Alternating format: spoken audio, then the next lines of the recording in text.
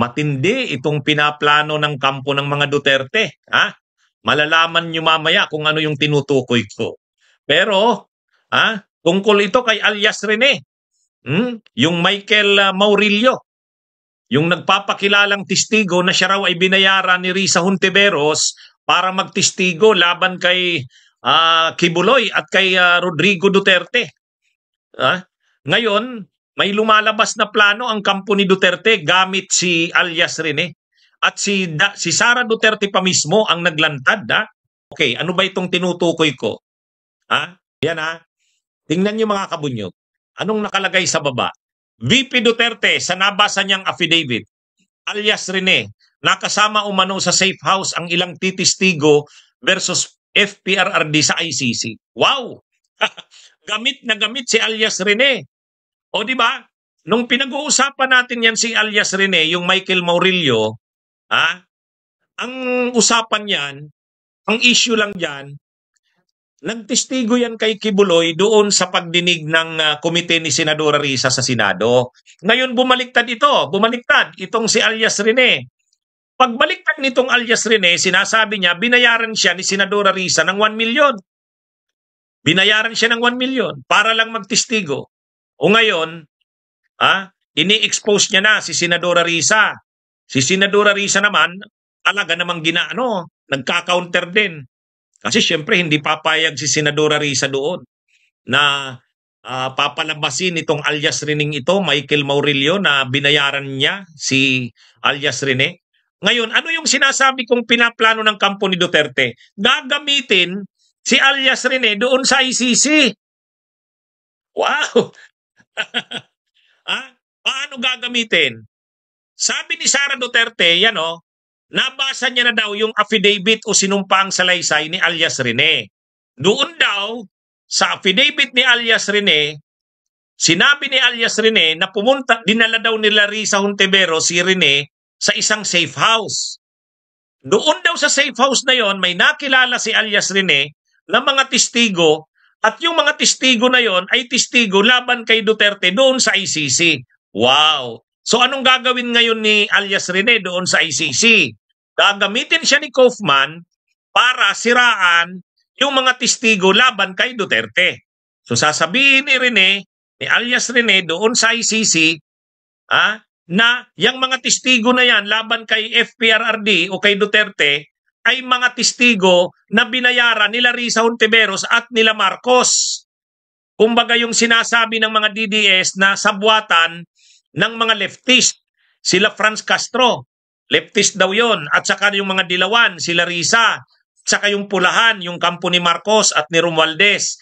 Nagsama-sama daw ang mga yan laban sa Duterte. So ang lumalabas dito, binayaran si alias Rene para magtestigo laban kay Kibuloy at kay Duterte.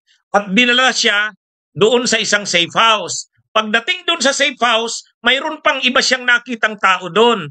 Ang mga nakita niyang nandun sa safe house na yon ay mga testigo laban kay Duterte sa ICC. So pinapalabas ngayon itong alias Rene na mayroong itong kampo ng mga leftist, saka mga Dilawan, saka Pulahan, ay may mga inalagaan at binayaran ng mga testigo. Paano niya masasabi yan? Doon sa safe house na pinagdalhan sa kanya nila Risa, nandun yung iba pang testigo. Nakita niya tong mga testigo na to, testigo laban kay Duterte sa ICC. So sisiraan ngayon ni Rene yung mga testigo ng prosecution, yung mga testigo ng prosecution laban kay Duterte sa ICC, gagamitin naman ngayon ni Kaufman si alias Rene. Nakukuha nyo na mga kabunyog? Tama ka, Dominador Cabanela. Gagamitin si Rene ni Kaufman. Ay, mga kabunyog. Matindi. Gamit na gamit si Rene, Yung bayad kay Rene, gamit na siya. Gagamitin din si Rene ni Kibuloy. Gagamitin din ni Rene si Kibuloy. Ay gagamitin din ni Kibuloy si Rene. Doon sa hearing ng kaso ni Kibuloy, ipe-present na naman si Rene, sasabihin na naman na yung mga aligasyon laban kay Kibuloy ay paninira lang dahil binayaran lang naman itong si Rene. Yun, ano na naman yan. Pagdating na naman sa ICC, ipipresent na naman ni Kaufman si Rene. Ha? Ha? Ay matindi mga kabunyog mga kababayan. Kaya sabi ko nga dito, matindi itong pinaplano ngayon ng kampo ng Duterte. Parang ang nangyayari dito, two birds in one shot ha. Two birds in one shot. Bakit two birds in one shot? Gagamitin si Rene sa kaso ni Kibuloy. Para palabasin na yung mga aligasyon kay Kibuloy ay gawa-gawa lang, bayad si Rene. Pagdating naman sa ICC, yung mga testigo laban kay Duterte na gagamitin ng prosecution, bayad din. Sino ang magsasabing bayad yung mga yon? Si Rene. Kasi nakita niya yung mga testigo na yon sa safe house. Mga kabunyog mga kababayan, ang tindi ng mga ito. Ang tindi. Kaya alam nyo dito, alam nyo, yung mga nagdirektor ng Piatos, yung nagdirektor ng Oishi, ganyan din. Ang tindi ng mga ha? Imagine niyo yan. Si Sara pa ang Si Sara pa ang nag-announce. Sabi ni Sara Duterte, nabasa niya daw yung affidavit ni alias Rene. Nakalagay doon sa affidavit ni alias Rene na dinala siya ni Larissa Hontiveros sa safe house. Kumbaga sa isang bahay. Pagdating ni alias Rene doon, nakita niya doon yung iba pang mga testigo. At yung mga testigo na yon, testigo naman laban kay Duterte. Bayad din daw yung mga yon, binayaran din. Ay, ano ba ito nangyayari sa bansa natin? Ha? Mga kabunyog, nakikita na, hindi pa ba ito nakikita ng mga DDS? Naniniwala sila sa ganyan. Ang maano dito mga kabunyog ito. Ha? Pag naniwala pa sa ganitong narrative or ganitong kwento, si Attorney Kaufman ay talagang DDS na talaga si Kaufman. pag naniwala sa ganyang kwento si Kaufman, ay ang tindi na niya. Para na siyang si Harry Roque niya. Ang malala, ganito. Isagad na nila ang gamit kay Rene. Ano naman ang gamit ni Rene? Ang gamit naman ni Rene, sasabihin niya, na kilala niya si Mary Grace Piatos. Sasabihin ni Rene, kilala niya si Mary Grace Piatos at totoong tao ito. Si Oishi, totoong tao rin ito. So gagamitin na naman si Rene doon sa impeachment ni Sara. Alam niyo pag pinapanood natin itong mga nangyayaring ito mga kabunyog mga kababayan, grabe. 'Di ba? Napakagarapal namang itong si Rene, nung una pinag-uusapan natin Kibuloy lang sa Karisa. Ngayon iba na.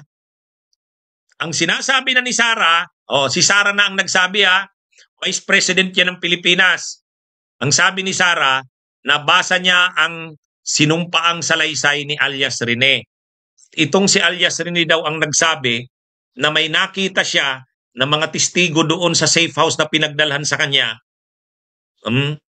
At yung mga testigo na yon, testigo daw kay Duterte sa ICC. So anong gagawin ngayon ni Kaufman? Sasabihin nila Sara kay Kaufman, gamitin natin itong testigo para yung mga testigo laban kay FPRRD, sirain natin ang credibility kasi ito mismo ang nagsasabi, si alias Rene, nabayad yung mga yan. So ang papalabasin nila, yung mga testigo laban kay Duterte sa kaso nito sa ICC ay mga bayad. Paano ang ebidensya na bayad? Sabi ni Rene, nakita niya ito doon sa safe house na pinagdalhan sa kanya. Alam nyo, sa nangyayaring ito, ano na ang bansa natin? Nangingibabaw na ang kasinungalingan, fake news, disinformation. Vice President pa mismo ng Pilipinas ang nag-aanunsyo niya na mga kabunyog. Kailangan na talaga nating bunutin na ang mga fake news, disinformation, itong mga Duterte na to. Kaya lang, makikita nyo mga kabunyog, mga kababayan, talagang planado ang lahat. koordinado ang lahat. Ha? Itong si Rene, bayad na bayad ito. Ang laki ng binayad dito. Bakit? Yung pagtistigo niya para kay Kibuloy, bayad na yon. Titistigo na naman siya ngayon sa ICC para siraan yung mga testigo laban kay Duterte. Another na bayad yon. Matindi itong Rene na ito. Master ito sa kasinungalingan. Ang una lang munang pinag-uusapan dito, sinabi nito ni alias Rene, na bayad siya ni Risa Hontivero sa pagtistigo laban kay Kibuloy. Ngayon, iba na. Nag-expand na ang mga sinasabi ni Rene. Parang ang nangyayari dito, mayroong isang safe house na lahat ng mga testigo laban sa Duterte, nandun, dinadala doon. Parang ganun ang pinapalabas nito ni alias Rene, mayroong safe house, parang isang compound, na yung mga testigo laban kay Duterte, kay Kibuloy, nandun. Yung mga binayaran ni Risa, binayaran nila Marcos, nila Romualdez, nila Franz Castro, kasi ang pinapalabas nila, ang lahat ng ito sa buwatan ng dilaw, ng pink, ng pulahan, sa kanang mga leftist. So ang nangyari, binabayaran yung mga testigo, dinadala doon sa isang safe house. Dinala doon si Rene. Pagdating niya doon, nandun din yung ibang testigo. Ngayon, nakikita daw ni Rene yun, yung pala yung mga testigo kay Duterte sa ICC. Wow. Anong ito? Mga kabunyog, alam nyo, hirap na ako kaka-counter dito sa kasinungalingan na ito ng mga Duterte. Na ako mga kabunyog, hindi talaga tayo makakapagpahinga nito. Binabaha tayo ng kasinungalingan. Kasinungalingan talaga na masusuka ka na kasi alam mo ng lukuhan na ito. Ang problema, maraming naniniwala sa ganyan. Maraming mga napapaniwalang kababayan natin. Di ba?